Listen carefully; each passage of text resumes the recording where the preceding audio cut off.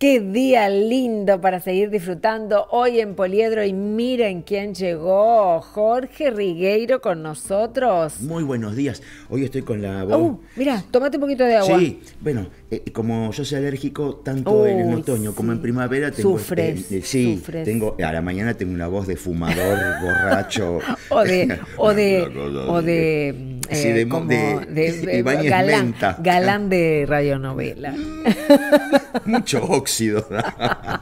Bueno, bienvenido, feliz día del maestro, señor Jorge Rigueiro. Muchísimas felicidades a aquellos que son maestros de profesión, pero cuando a un profesor lo tratan de maestro, te están subiendo de ¿Qué categoría. te parece? Usted es un maestro.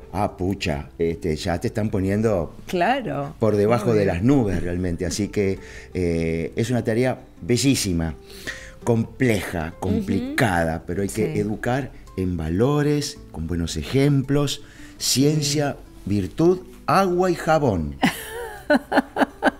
Y sí, el mate hay que dejarlo lejos, entonces, y se puede hacer muchísimo con muy poco, porque la materia con la cual trabajamos todos los días es algo cambiante, es viviente, son seres humanos en formación. Recién estaban los chicos de Cáritas y decían, vamos a inventar, seguramente ya hace mucho que se habla, pero aquí lo pusimos en la mesa por primera vez, el tema pradera, aprendizaje y enseñanza como mezclados. Ahora no me sale el nombre.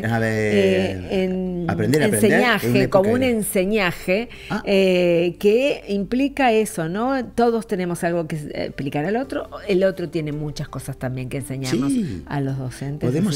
Es que de hecho la educación es un flujo interpersonal, ¿no es cierto? Obviamente el docente está más informado y formado que el alumno, pero esto no significa concepciones antiguas, la tabula rasa, que el chico viene, se sienta, o el joven viene y se sienta y hoy uno no hay nada atrás. No. Hay muchísimo, sobre todo cuando uno trabaja con personas que vienen de otros países o de culturas más antiguas, y que obviamente traen muchísima carga informativa y formativa, y eso es el reto de cada jornada de trabajo. Por eso no me iba a perder de venir hoy en el Día del Maestro, porque no se falta clase. Obviamente, como Sarmiento que no faltó nunca. Eso es lo que se dice. Está bien, ¿no? Hemos hablado alguna vez de lo verdadero ideológicamente y falso. Si hubiera faltado 2 o 3 días, ¿qué problema hubiera habido, no? A ver, no le quita nada de ser Sarmiento, y a lo mejor otras personas no tuvieron una escuela formal y sin embargo son personas infinitamente sabias. Exacto. La sabiduría no se consigue en la escuela. Esto viene como de fábrica, así que, bueno, valga por Sarmiento. Y la brindamos también, por supuesto, y agradecemos por todo lo que, por su preocupación por la educación pública. Eso es quizá definitorio, ¿no es cierto? En una generación que tenía todo por hacer. Entonces, una de sus primeras medidas de gobierno fue: yo soy el presidente de la República, pero ¿sobre quién es gobierno? Entonces mandó a hacer el primer censo y vio que en un país como el nuestro había casi 2 millones de personas, casi. Es la mitad de la población de la ciudad de Buenos Aires hoy. No había Entonces nadie. dijo, bueno, y de este porcentaje, el 85%, esta cantidad, el 85% era analfabeto. Sonamos, así no hacemos nada. Así no se adelanta. Y así es donde empezamos a tener una progresión educativa con él, Juana Manso, que es una mujer increíble, y montones de maestros empezándose a formar en la escuela normal, que luego fueron los que tacharon el analfabetismo y pusieron las primeras letras en un país que fue ejemplar en este aspecto. Así que es una cohorte inmensa de entusiastas y que lo hicieron en las peores condiciones. Pero bueno, en definitiva, ¿qué hicieron los apóstoles? No siempre les fue fácil. ¿Qué han hecho los grandes inventores? Lucharon contra la tradición y dicen, no, eso no se puede. Se si puede, hubiéramos leído que no hubiéramos llegado a la luna, no hubiéramos descubierto vacunas, no hubiéramos inventado tantas cosas que nos han hecho bien como humanidad. Exactamente. Pero hoy no vamos a hablar porque ya lo hemos hecho en este espacio con Jorge, de Sarmiento, de su historia, de lo que es falso, de lo que es verdadero, de lo que hemos hablado, ya lo hicimos. Ya está. Vamos a hablar de otra cosa en el día de hoy. No te digo vamos a tomarnos hora libre, pero unas veces en el aula empieza a volar. Y es lindo porque así conoces otras cosas. ¿Qué te parece? Porque uno también, por ejemplo, a través de la lectura, una hermosa tradición que nos enseñó nuestros maestros, a través de la lectura uno realmente vuela con el espíritu. Claro, ¿qué te parece? Y entonces dijimos acá con la gente de producción, vayamos a volar algo lindo y que también sirva de educación. Bien. Y entonces arrancamos por la provincia de Misiones. Dale, ¿qué te parece? Lindo, quiero. Vamos a volar sobre uno de los grandes patrimonios de la humanidad. Fíjate vos que es una de las 7 maravillas del mundo natural. Hay 2 en América, la Amazonia y nuestras cataratas del Iguazú. Digo nuestras porque el 80% está del lado argentino. Tal cual. Y tienen, bueno, el lado brasilero también tienen lindos saltos, pero ellos tienen la platea privilegiada, el balcón de donde panorámica, claro. Claro, los brasileños dicen, desde Brasil se ve, desde Argentina se vive. Claro. Entonces, está en una superficie de un material basáltico, es una roca muy dura, volcánica, es muy antiguo, muy antiguo, como uno de los restos del macizo de Amazonia. Claro. Y tiene saltos, el más grande, la Garganta del Diablo, más de 80 metros. Maravilloso. Impactante, porque viste que antes tenían mucha prensa las cataratas del Niágara, pero las cataratas del Niágara no son tan altas como nuestras. Y las nuestras son impresionantes. Son mucho más grandes y como son sajonas esas cataratas, cae el agua peinadita, no hace espuma, es una cosa. Claro. En cambio, acá hay un desborde barroco. Porque de la naturaleza verde, los pájaros, las mariposas, el agua, todo complota. El arco iris permanente, ¿no? Es una cosa hermosa, claro. Hermosa. Pensemos que hay por lo menos 1.500 metros cúbicos por segundo que caen. Eso es una cosa increíble. Y que fueron descubiertas a mediados del siglo XVI. Un soldado había pasado en 1521, después de la fundación de localidades, ¿no es cierto?, que estaban avanzando en la conquista, la vio, pero qué lindo, y lo dejó nota. Mira, ahí está el arco iris permanente. Ahí está. Pero en 1546 van a ser tomadas como un elemento de catarata y claro, clasificado. Igualmente el pueblo guaraní en la zona. Claro, hay muchos pueblos que estaban guerreando entre sí y que esta zona va a ser luego tomada para la evangelización por los jesuitas. Por los padres jesuitas. Primero anduvieron los franciscanos, como siempre. Como siempre. Porque los franciscanos siempre van primero y grandes maestros ellos, ya desde el siglo XIII, elaboran las primeras gramáticas. Bien, claro. Sí. Entonces, al elaborar las primeras gramáticas, luego, cuando viene la compañía de Jesús, evangeliza en guaraní. Claro. ¿Cómo se evangelizó en chino o se evangeliza en aymara, en quechua o en nahuatl? Cualquier otra lengua, claro. Porque ya llegaron los franciscanos que elaboraron las primeras gramáticas. Luego vienen de los franciscanos vienen los jesuitas con metodología. Bien. ¿No es cierto?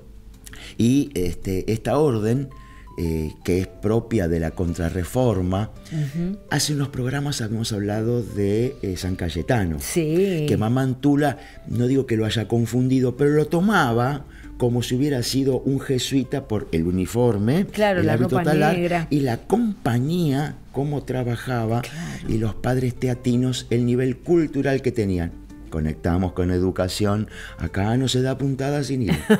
Claro, en mi clase no se pierde atención. Tiempo. Muy bien. Entonces, estamos contemplando nosotros, miramos para un costado porque tenemos una pantalla. Qué locura, que estamos viendo una de las cosas más maravillosas que tiene. Lo que miran ustedes. Claro. Una maravilla. Entonces, nosotros también estamos mirando lo que mira nuestro público.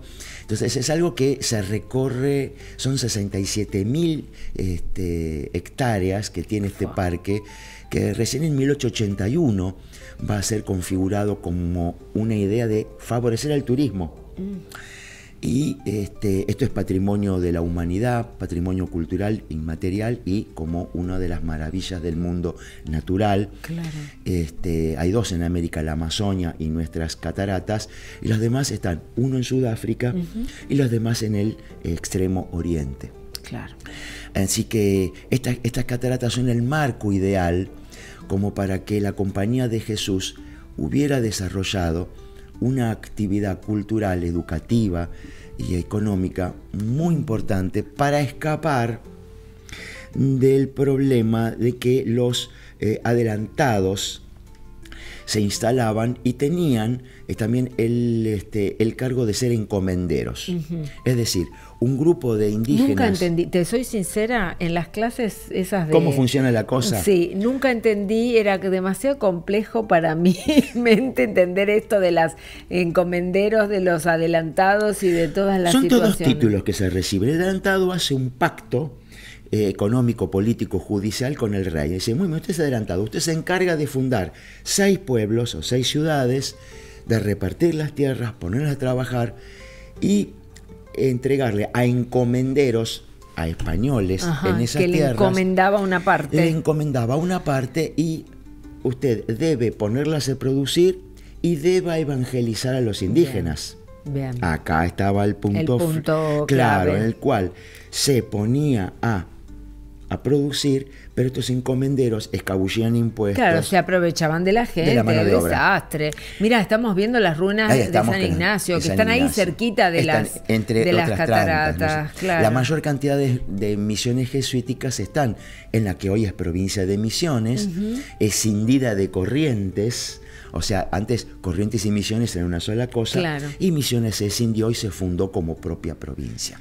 Ahí tenemos el 80%. ¿Hay en Uruguay? ¿Hay en Paraguay? ¿Hay en Brasil misiones? Sí. Pero en muchos casos fueron destruidas durante la guerra del Paraguay, porque ahí se habían guarecido soldados. Bueno. Claro. Entonces, ¿qué pasaba en estas misiones? La orden de los jesuitas o la orden de la Compañía de Jesús depende directamente del Papa. Sí. Escabullía la autoridad de los reyes. Si bien en la primera etapa tenían un contacto con los reyes que les daban directamente al rey, ni gobernadores ni nada, una serie de mercedes, exenciones, tierras y posibilidades. Y allí redujeron poblaciones indígenas que si no estaban a merced de la codicia de estos españoles y fundamentalmente los portugueses. También, ¿qué uso de la palabra reducción? ¿No? Es un término jurídico de la época. Es raro. No pensemos en la reducción como puede ser un acheto o una salsa. Claro, achicar, no se trata de eso. No habla de achicar, ¿no es cierto? Sino que en un territorio sí poder reunir y que aquí podía haber una convivencia de pueblos otrora enemigos entre sí, y que los mismos caciques formaban parte del cabildo de gobierno. Claro.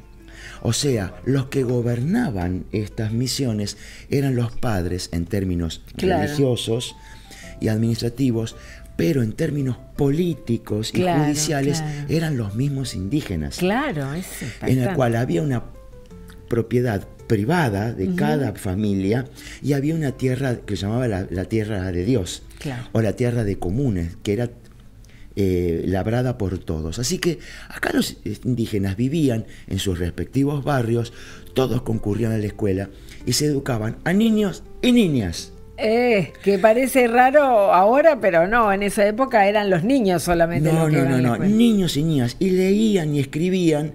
Y estos chicos era el 100% que sabían leer y escribir y tocaban música y eran eximios luthier y sabían leer y interpretar la letra de la música antes que el español como lengua oficial del Estado o el latín para los servicios religiosos. Recordemos que el guaraní es una lengua ágrafa.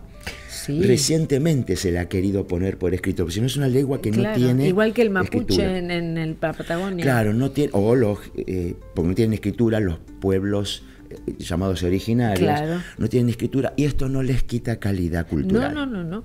Se transmite de otra manera. Exacto. Entonces los muchachos aprendían oficios y las chicas aprendían no las mismas categorías culturales, pero aprendían tejeduría, cerámica, claro, porque estos eran los elementos tradicionales de transmisión cultural. Exacto. Y la medicina también la manejaban las chicas. Entonces, la plaza central era el espacio común, la iglesia, y alrededor estaban las viviendas de las familias, que en una época vivían, en los primeros tiempos, el siglo XVI y el principio del XVII, toda la familia en una misma casa, familia nuclear y familia ampliada. Claro, claro. En el siglo XVIII se cambió, que solamente viva la familia nuclear, porque si no podía llegar a darse claro, costumbres que no eran propias del catolicismo, claro, pero sí propias de los indígenas. Claro, claro.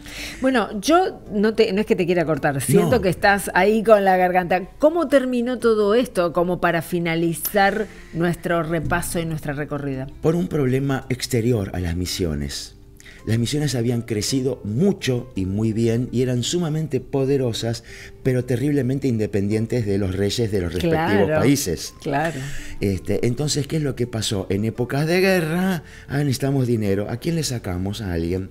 Entonces, el siglo XVIII, 1768 aproximadamente, hubo una expulsión generalizada, una disolución de la orden jesuita, una incorporación de los bienes de la orden, claro, tanto para los reyes como para particulares, y los misioneros debieron o secularizarse o transformarse al clero secular. Claro.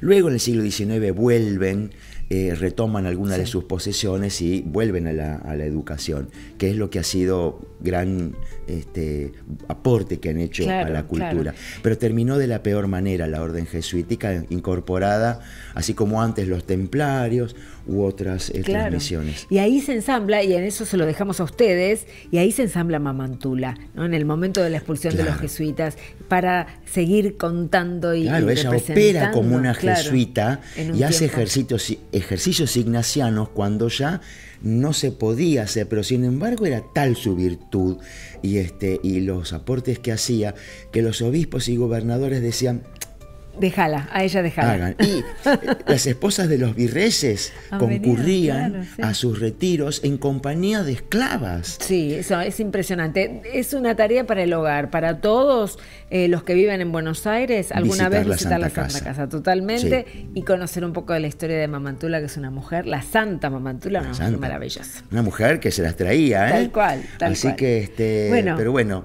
como siempre, me voy con mi voz, porque el rito se ha cumplido. Se dio clase y entonces suena la campana. Hoy volamos sobre una tierra preciosa y roja, como la de Misiones, y valorando el testimonio de tantos maestros, el de Sarmiento, por supuesto, gran inspirador de muchísimos, y a los jesuitas, que les debemos un rasgo cultural formidable. Importante. Y en el tiempo reciente, un papa. Y un papa jesuita. Así que pasamos revista a todo. Vimos la lección completa. Gracias, Jorge. Un placer como siempre.